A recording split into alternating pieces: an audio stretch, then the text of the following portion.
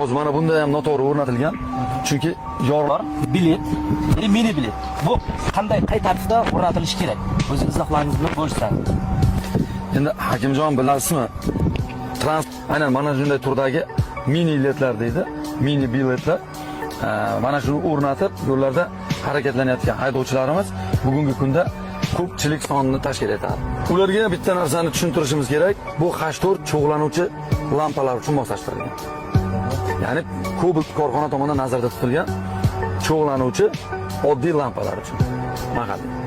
Bunga biz yuqori kuchlanishdagi mana bu qo'lingizdagidek kabi lampochkalarni o'rnatishimiz natijada buni yorug'lik sochuvchisiga bundan chiqqan nur urib to'g'ridan kelayotgan haydovchilarni, piyodalarni, umuman boshqa harakat ishtirokchilarini erkin harakatiga xalaqit beradi. Reglamentda bo'lsa, mana bunday turdagi optik linzalardan, modullardan foydalanish tavsiya etilgan. Bu turdagi optik linza bilan jihozlangan. Buni linzasini qarang, buni linzasini qarang. Maqbora? Ha.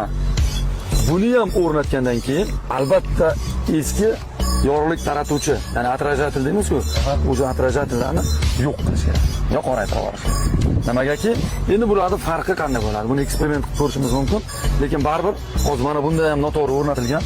Chunki yorug'lik sochuvchi hali turibdi. Bundan chiqqan nur, ya'ni yorug'lik, bunga urgandan keyin bu sochadi. Ana ko'ribsizki, kerak emas yorug'liklar boshqa tomonlarga sachraydi. Ana o'sha sachragan yorug'lik to'g'ridan kelayotgan haydovchiga xalaqit qiladigan yorug'lik bo'ladi.